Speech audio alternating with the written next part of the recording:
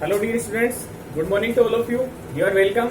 Ramlal Shikshan Sansthan LC sir की online classes में आपका स्वागत है। देखिए, हम आपकी प्रश्नावली अब 1.2 को स्टार्ट करेंगे। आपने 1.1 प्रश्नावली पूरी पढ़ ली होगी।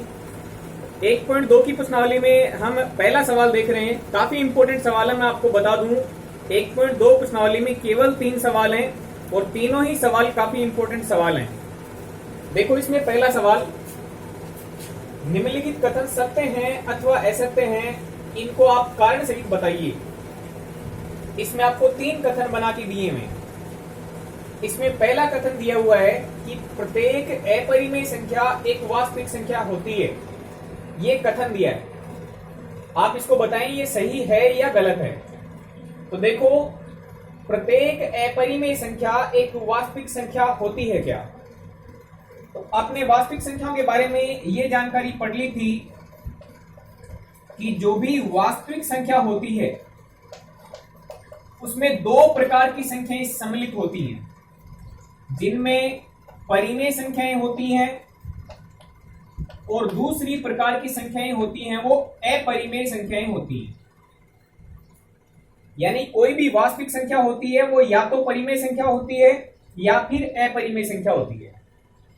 ठीक है, अब इसका कथन पढ़ो क्या है। इसमें लिखा कि प्रत्येक अपरिमेय संख्या एक वास्तविक संख्या है क्या? तो आप यहां से देख सकते हैं कि हर अपरिमेय संख्या एक वास्तविक संख्या है और हर परिमेय संख्या भी एक वास्तविक संख्या है, क्योंकि वास्तविक संख्या या तो परिमेय संख्या होती है या अपरिमेय संख्या होती है। तो प्रत्येक अपरिमेय संख्या एक वास्तविक संख्या होती है। और यदि ये बोलता कि प्रत्येक परिमेय संख्या एक वास्तविक संख्या होती है क्या, तो भी आप बोलते कि हाँ, प्रत्येक परिमेय संख्या भी एक वास्तविक संख्या होती है, क्योंकि वास्तविक संख्या में दोनों ही शामिल होती हैं। सारी की सारी अपरिमेय संख्याएं वास्तविक संख्या हैं और सारी की सारी परिमेय संख्या भी वास्तविक संख्या हैं। ठीक है, तो इसका जो पहला कथन है आप इसे लिखेंगे, ये कथन सत्य है। ये कथन सत्य है क्योंकि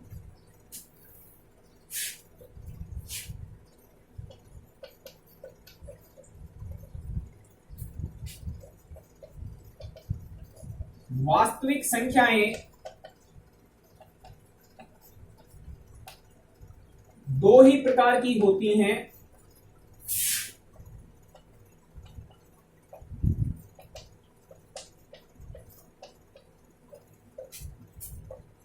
या तो परिमेय संख्या या अपरिमेय संख्या।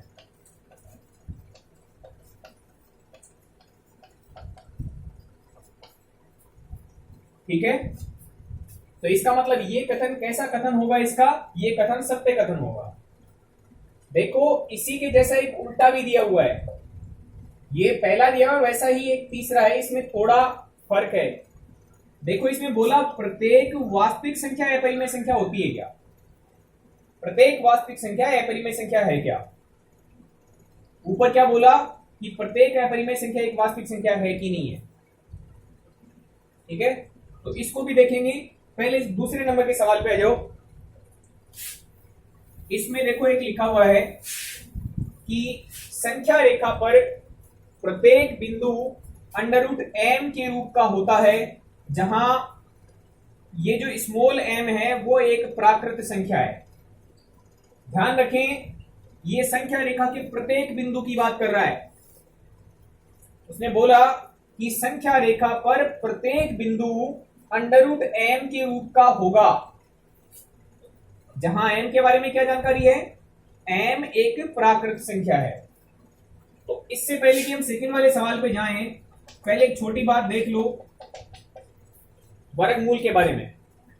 जैसे देखो, 1 का वर्ग होता है वो 1 कहलाता है, 2 का वर्ग करोगे वो 4 बनेगा, 3 का वर्ग करने से 9 बन जाएगा, 4 का वर्ग करने से 16 बन जाएगा। यहां से वर्गमूल का कॉन्सेप्ट क्या आता है?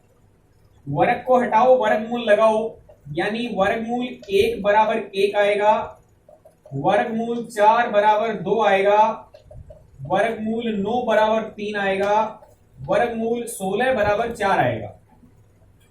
ठीक है, अब देखो एक बात ध्यान से, यहां बोला कि m एक प्राकृत संख्या ली जाए,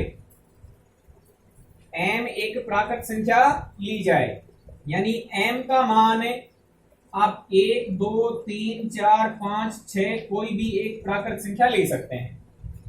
फिर उस m का वर्गमूल लिया जाए, ध्यान से देखें, 1 का वर्गमूल लिया जाए, 2 का भी वर्गमूल लिया जाए, 3 का भी वर्गमूल लिया जाए, 4 का भी, 5 का भी, 6 का भी, इस प्रकार से आगे।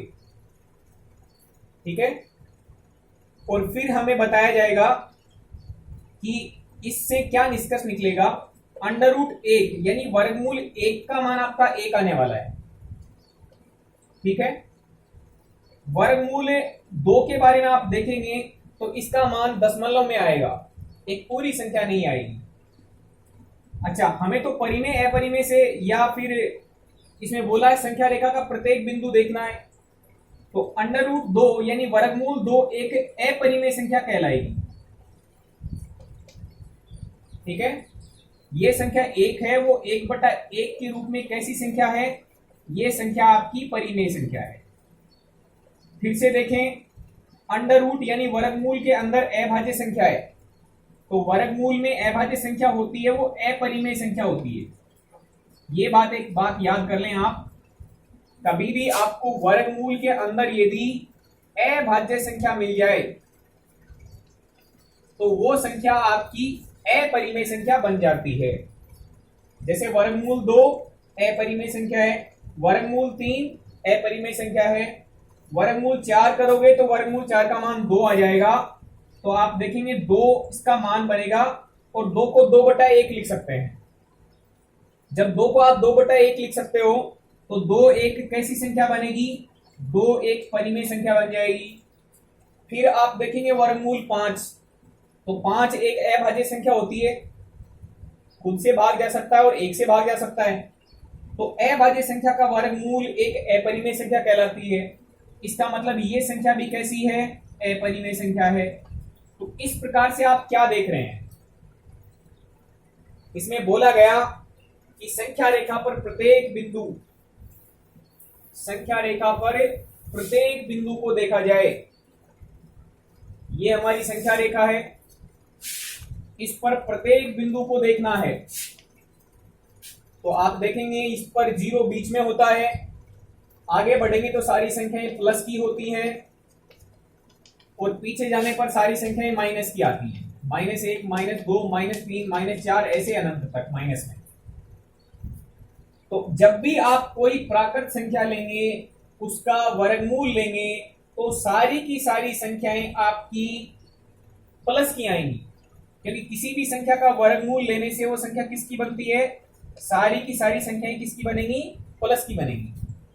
तो आप किसी भी प्राकृत संख्या का वर्गमूल लेंगे तो आपको प्लस की संख्याएं तो मिल जाएगी, लेकिन कोई भी संख्या माइनस की नहीं मिलेगी, क्योंकि किसी भी प्राकृत संख्या का वर्गमूल निकालेंगे तो कैसा आएगा, हमेशा धनात्मक, ऋणात्मक नहीं आएगा। तो इसलिए देखो, संख्या रेखा पर प्रत्येक बिंदु अंडर रूट m के रूप का नहीं हो सकता है, क्योंकि माइनस में मिलेगा ही नहीं मान। कोई भी प्राकृत संख्या का वर्गमूल निकालेंगे तो धनात्मक ही आएगा, जबकि संख्या रेखा का प्रत्येक बिंदु तो माइनस का भी हो सकता है। ये तो संख्या रेखा के प्रत्येक बिंदु की बात कर रहा है, तो संख्या रेखा का प्रत्येक बिंदु तो जरूरी थोड़ी है प्लस का ही हो, माइनस का भी हो सकता है।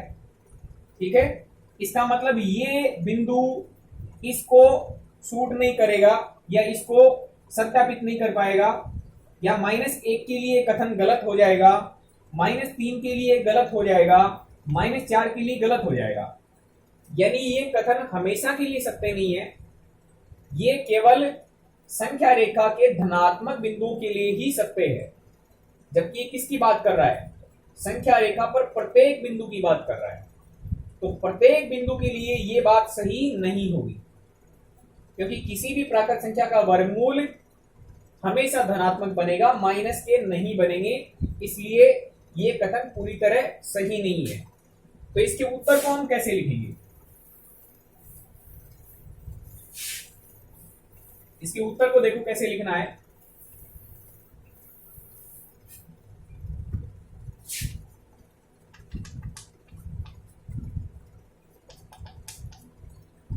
यह कथन असत्य है क्योंकि प्रत्येक प्राकृत संख्या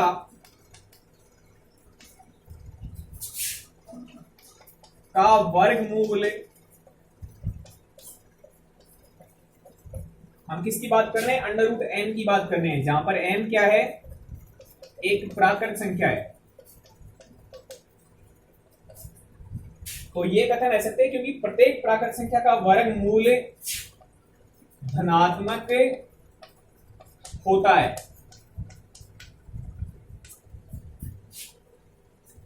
ठीक है, प्रत्येक प्राकृत संख्या का वर्गमूल करेंगे तो एक धनात्मक संख्या मिलेगा, यानी माइनस वाली संख्याएं छूट जाएंगी। अर्थात संख्या रेखा के प्रत्येक बिंदु के लिए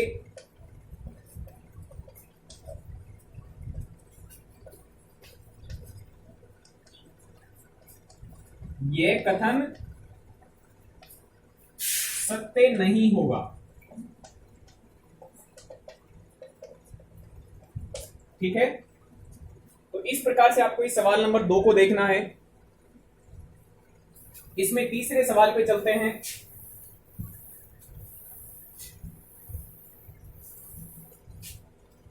इसमें आपको लिख के दिया है प्रत्येक वास्तविक संख्या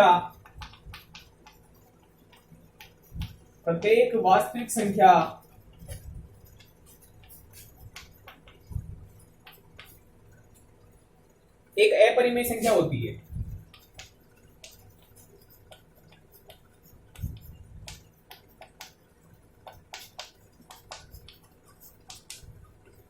इस कथन के बारे में आपको बताना है कि प्रत्येक वास्तविक संख्या एक अपरिमेय संख्या होती है। ठीक है, तो आप देखें, मैं कुछ उदाहरण देके बता दूं आपको। ये आपकी वास्तविक संख्याओं की लाइन है, यानी ये संख्या रेखा है। ठीक है, इस संख्या रेखा पर आपको या तो संख्याएं परिमेय मिलेंगी या अपरिमेय मिलेंगी। बीच में आपको 0 मिला, इधर धनात्मक संख्याएं मिलती हैं, इधर आपकी ऋणात्मक संख्याएं आती हैं। इसमें बोला कि प्रत्येक वास्तविक संख्या एक अपरिमेय संख्या होती है। तो ये कथन गलत है, क्योंकि देखो 2 एक वास्तविक संख्या है, लेकिन 2 एक परिमेय संख्या है, क्योंकि 2 को हम 2/1 लिख सकते हैं। ये अपरिमेय थोड़ी है। इसने बोला प्रत्येक वास्तविक संख्या, यानी इस संख्या रेखा पर आप कोई भी संख्या लें, वो संख्या एक अपरिमेय संख्या है। इसका कथन है। तो ये कथन कैसा है? ये कथन गलत कथन है, क्योंकि हर वास्तविक संख्या अपरिमेय संख्या नहीं होती है। ठीक है, ऐसे ही आप इस 3 को देखेंगे। 3 को देखेंगे तो आप लिखेंगे 3 को हम 3/1 लिख सकते हैं, यानी p/q के रूप में लिखी गई। और p/q के रूप में लिखी गई तो संख्या कैसी बन गई? परिमेय संख्या बन गई। तो इसका मतलब संख्या रेखा पर जो प्रत्येक वास्तविक संख्या मिलेगी वो जरूरी नहीं है अपरिमेय हो, वो परिमेय भी हो सकती है और होती हैं। तो इसलिए क्या लिखोगे इसके हल में? यह कथन असत्य है।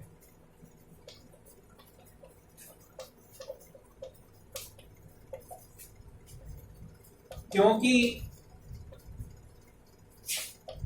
4 एक वास्तविक संख्या है,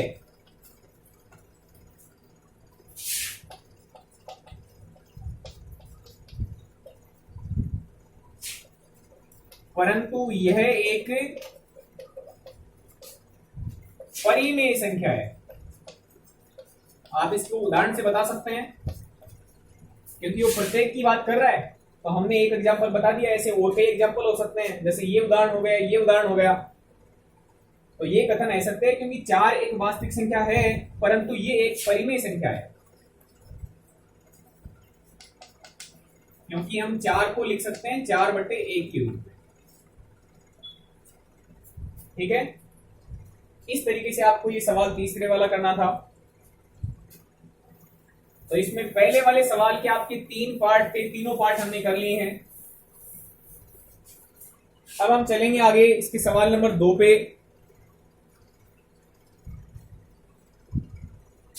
देखो सवाल नंबर 2 में दिया हुआ है, क्या सभी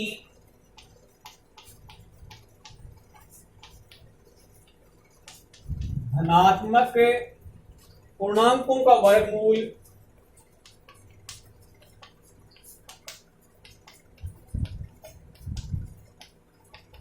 क्या सभी धनात्मक पूर्णांकों का वर्गमूल अपरिमेय होता है?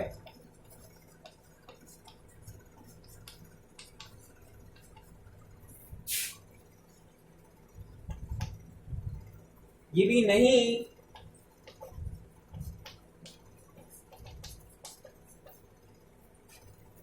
ऐसी संख्या का उदाहरण दीजिए जिसका वर्गमूल परिमेय हो। यदि नहीं हो तो ऐसी संख्या का उदाहरण दीजिए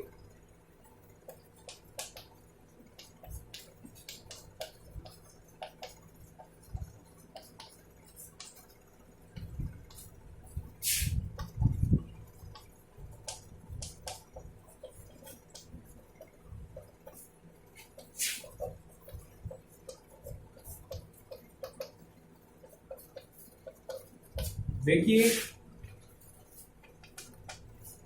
इसमें आपको लिख के दिया है कि सभी धनात्मक पूर्णांकों का वर्गमूल, देखें आप, सभी धनात्मक पूर्णांकों का वर्गमूल, आप जानते हैं ये 0 लिखा हुआ है, 0 के बाद वाली धनात्मक होती है, 0 के पीछे वाली ऋणात्मक होती है। और पूर्णांक संख्याओं की बात की गई है तो पूरे पूरे अंक होने चाहिए, यानी 1 2 3 4 5 6 ये सभी, यानी पूरे पूरे धनात्मक पूर्णांक ये हैं, पूरे पूरे अंक होने चाहिए और धनात्मक होने चाहिए। अब इनका क्या देखना है? वर्गमूल। तो देखो एक है, ये एक धनात्मक पूर्णांक है और इसका हम करेंगे वर्गमूल, तो इसका वर्गमूल करने से हमें 1 मिलेगा और 1 को हम लिख सकते हैं 1/1 के रूप में, यानी ये संख्या क्या बन गई? परिमेय संख्या बन गई। ठीक है, फिर अगले धनात्मक पूर्णांक हम 2 को देखेंगे और उसका वर्गमूल लेंगे, क्योंकि धनात्मक पूर्णांक का आपको वर्गमूल देखना है। अब इसका वर्गमूल देखेंगे तो देखो अभाज्य संख्या का वर्गमूल अपरिमेय संख्या होता है। ऐसे ही आप अगले धनात्मक पूर्णांक का वर्गमूल देखेंगे तो ये भी आपको क्या मिलेगा? अपरिमेय संख्या मिलेगी। लेकिन आप वर्गमूल 4 को देखोगे, अगले धनात्मक पूर्णांक 4 का वर्गमूल करोगे तो आपको 2 मिलेगा और 2 को आप लिखेंगे 2/1 के रूप में। किसी भी संख्या के नीचे आप 1 लगा सकते हो, तो ये संख्या p/q के रूप में बन गई, यानी ये संख्या आपकी कैसी है? ये परिमेय संख्या है। तो अभी तक की 4 संख्याओं में आपको क्या निष्कर्ष दिखाई दे रहा है? आपको ये दिखाई दे रहा है कि इसमें 4 संख्याओं में से 2 तो परिमेय निकली हैं और 2 आपकी अपरिमेय निकली हैं। ठीक है, अब उसके कथन पे आ जाओ। उसने बोला कि क्या सभी धनात्मक पूर्णांकों का वर्गमूल अपरिमेय होता है? तो आप बोलेंगे नहीं, सभी धनात्मक पूर्णांकों का वर्गमूल अपरिमेय नहीं होता है। आप फिर आगे बढ़ेंगे तो वो उदाहरण पूछेगा कि यदि नहीं तो ऐसी संख्या का उदाहरण दीजिए जिसका वर्गमूल परिमेय संख्या हो। तो आप उदाहरण दे देंगे या तो √1 या √4। उसने बोला कि ऐसी कोई संख्या का उदाहरण दो जिसका वर्गमूल परिमेय हो, तो ऐसी संख्या 1 है जिसका वर्गमूल परिमेय है और ऐसी संख्या 4 भी है जिसका वर्गमूल परिमेय है। तो इसके हल को कैसे लिखेंगे आप? इसके हल को आपको इस तरीके से लिखना है, नहीं सभी धनात्मक पूर्णांकों का वर्गमूल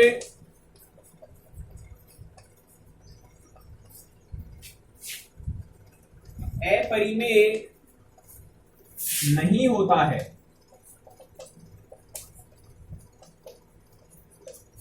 उदाहरण के लिए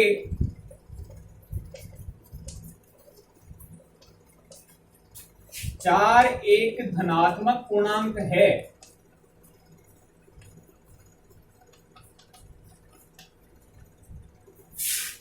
परंतु इसका वर्गमूल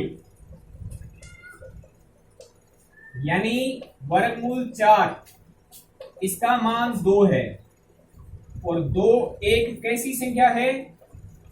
2 एक परिमेय संख्या है।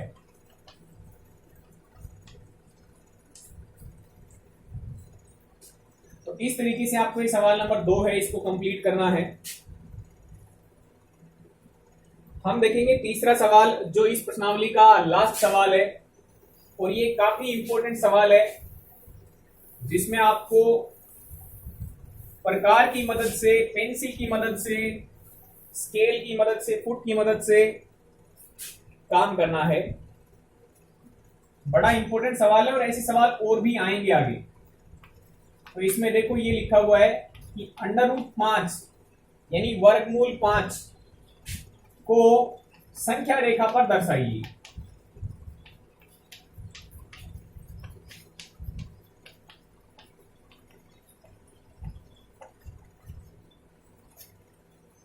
ये सवाल है कि वर्गमूल 5 को संख्या रेखा पर दर्शाइए।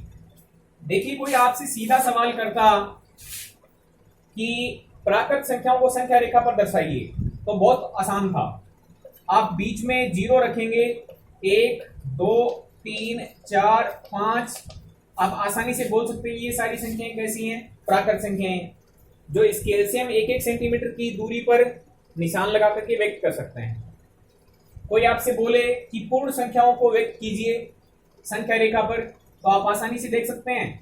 पहला निशान 0 का, 1 सेंटीमीटर पर 1 का, फिर 2 सेंटीमीटर पर 2 का, 3 सेंटीमीटर पर 3 का, फिर 1 सेंटीमीटर 4, फिर 1 सेंटीमीटर 5। आपने पूर्ण संख्याएं भी दर्शा दी। फिर कोई आपसे बोले कि पूर्णांक संख्याओं को दर्शाओ, तो उसमें आप माइनस की संख्या और शामिल कर लेंगे। आप पीछे आएंगे, 1-1 सेंटीमीटर के निशान पीछे लगाते जाएंगे, माइनस की संख्याएं आ जाएंगी, यानी ये आपकी पूर्णांक संख्याएं हो गई। ठीक है, ऐसे ही आपने परिमेय संख्याओं को भी देखा होगा। संख्या रेखा पर हम कैसे दिखा सकते हैं? ये संख्या कैसी है? ये परिमेय है या अपरिमेय है? ये संख्या आपकी अपरिमेय संख्या है, यानी मैंने आपको अभी अभी एक बात बताई है कि वर्गमूल में यदि आपको अभाज्य संख्या मिल जाए तो वो संख्या कैसी कहलाती है? वो संख्या आपकी अपरिमेय संख्या कहलाती है। तो वर्गमूल में आपको 5 लिख के दिया हुआ है, तो इसका मतलब ये अपरिमेय संख्या है। और इस अपरिमेय संख्या को हम संख्या रेखा पर कैसे दिखाएंगे, इसका तरीका सीखने वाले हैं। तो देखो, इसकी विधि पहले समझ लो। इसको प्रकार की मदद से, पेंसिल की मदद से आपको काम करना है। सबसे पहले अपनी कॉपी में एक लाइन खींच लेंगे इस प्रकार से।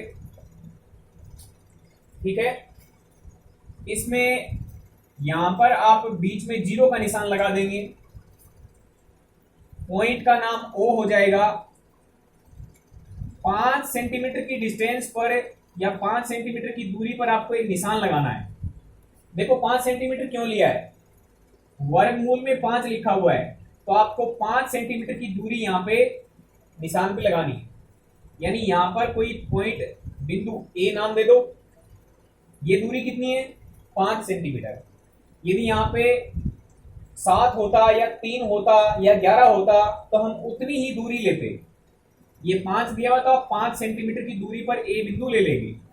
ठीक है, इसके बाद आपको 1 सेंटीमीटर की दूरी पर यहां पर निशान लगाना है। ए बिंदु तो है 5 सेंटीमीटर की दूरी पर, और बी बिंदु आपको लेना है 1 सेंटीमीटर की दूरी पर। ठीक है, ये ध्यान रखना है। अब 5 तो ये हो गई और 1 ये हो गई, यानी ये टोटल कितनी हो गई? ए से लेके बी तक, ए से लेके बी तक आपकी 6 सेंटीमीटर की दूरी हो गई है। यहां से लेके यहां तक 6 सेंटीमीटर हो गई। यहां से लेके यहां तक की ये जो है ये आपकी 5 सेंटीमीटर है, ये आपकी 1 सेंटीमीटर है। ठीक है, तो 5 ये लेनी है इधर की साइड में और 1 आगे लेनी है, यानी 5 + 1 टोटल 6 सेंटीमीटर दूरी हो गई ए से लेके बी तक की। ये आपका पहला काम है। फिर आपको ए से लेके बी तक का ये जो रेखाखंड दिखाई दे रहा है इसका आपको समद्विभाजन करना है। समद्विभाजन करना आप जानते होंगे, जब आपने समचतुर्भुज बनाए होंगे विकर्णों से तो आपने काम किया होगा, प्रकार को आधे से ज्यादा खोल के, ये ए बी 6 है तो 6 का आधा 3 बनेगा, तो 3 से थोड़ा ज्यादा खोल के प्रकार को ऊपर और नीचे कट करेंगे। इस बिंदु पर रख के ऊपर और इसी पर रख के नीचे, जितना खोल रखा है उतना ही प्रकार को खुला रखना है। इस बिंदु से ऊपर और नीचे ये कट आपको लगाने हैं। ऐसा करने से आपको बीचों बीच एक बिंदु मिल जाएगा,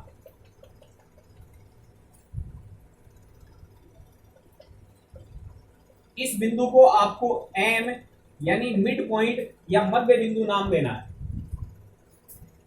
ये टुकड़ा कितने का हो जाएगा? 3 का। ये टुकड़ा भी कितने का हो जाएगा? 3 का। तो आप सोचें, आपने ये टुकड़ा 1 का लिया था और यहां से लेके यहां तक 3 है, तो ये दूरी कितनी आएगी? यहां से लेके यहां तक ये दूरी कितनी आ जाएगी? ये आपकी 2 सेंटीमीटर आ जाएगी। ये दूरी 3, यहां से ये दूरी भी 3, क्योंकि मध्य बिंदु निकाल लिया आपने। ये आपने 1 लिया, तो इसका मतलब 3 में से आप 1 हटा दोगे तो ये 2 बच जाएगा। ओ से लेके एम की दूरी कितनी आ गई? 2 आ गई। प्रकार को एम पर रखना है और एम से लेके ए तक खोलो या एम से लेके बी तक खोलो और प्रकार से आप एक अर्धवर्त घुमा दो। यहां से लेके यहां तक एक अर्धवर्त इस प्रकार से आपको घुमाना है। ठीक है, इसके बाद बिंदु ओ पर 90 डिग्री का आपको कोण बनाती हुई एक लाइन खींचनी है। आप चंदे की मदद ले सकते हैं। 90 डिग्री का कोण बनाती हुई यहां पे लाइन खींच दोगे तो इस अर्धवर्त को काटेगी और इस पॉइंट को सपोज आपने पी नाम दे दिया। ठीक है, पी से आप इसको मिलाओगे तो आपको ये एक त्रिज्या नजर आएगी। आप जानते हो जब हम वृत्त घुमाते हैं तो ये त्रिज्या समान रहती है। ठीक है, तो आप देखेंगे कि इस बिंदु से लेके इस बिंदु तक की दूरी तो है 3,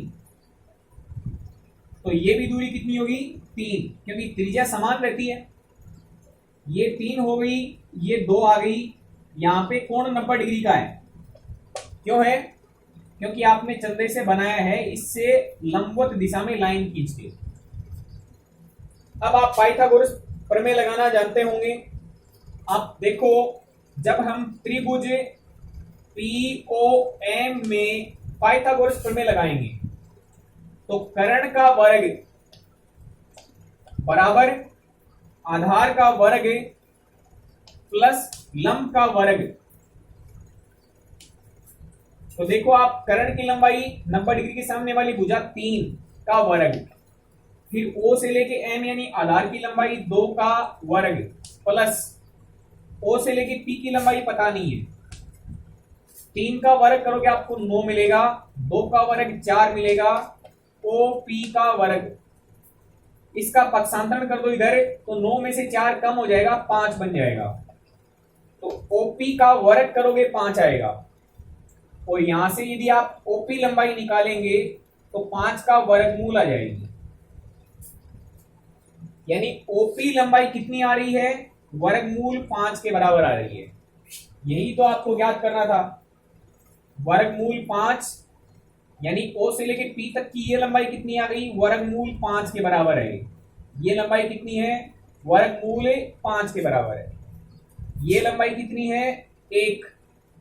आपने नापी है एक स्केल से, ये लंबाई कितनी है 3 है, ये लंबाई भी 3 है, तो यहां से O से लेके P तक कितनी है, ये है वर्गमूल 5। लेकिन हमें तो वर्गमूल 5 कहां ढूंढना था, हमें तो वर्गमूल 5 था वो संख्या रेखा पर ढूंढना था। तो हम वर्गमूल 5 की लंबाई लेके और इधर कट लगा देंगे इस पर, क्योंकि ये प्रकार √5 खुला हुआ है, तो यदि ये इधर जाके इसको काटेगा तो वहां पर √5 का निशान लग जाएगा। तो आपको प्रकार को यहां रखना है और इस तरीके से आपको ये प्रकार घुमा देना है जो कि संख्या रेखा को बिंदु Q पर काट देगा। ये बिंदु P लिया है, ये बिंदु O लिया है, ये बिंदु Q लिया है। वर्गमूल 5 के बराबर इसको खोला, यहां पे इसको कट कर दिया, ये बिंदु आपको Q मिल जाएगा √5। ठीक है, तो इस तरीके से आपको ये सवाल कंप्लीट करना है। ऐसे ही मान लो √3 देता तो भी आप ऐसे ही बढ़ते, ये 3 करते, ये 1 करते। वर्गमूल 7 को ढूंढने के लिए बोलते कि संख्या रेखा पर आप वर्गमूल 7 को ढूंढो, तो वर्गमूल 7 को ढूंढने के लिए भी आपको इधर 7 और इधर 1 यानी टोटल 8 लेना पड़ता। ठीक है स्टूडेंट्स, आप इसको ठीक से बार बार वीडियो को पॉज करके देख सकते हैं, बार बार इसको देखेंगे आपको समझ आ जाएगा, आगे क्वेश्चन इसके और आएंगे। Okay, thank you very much.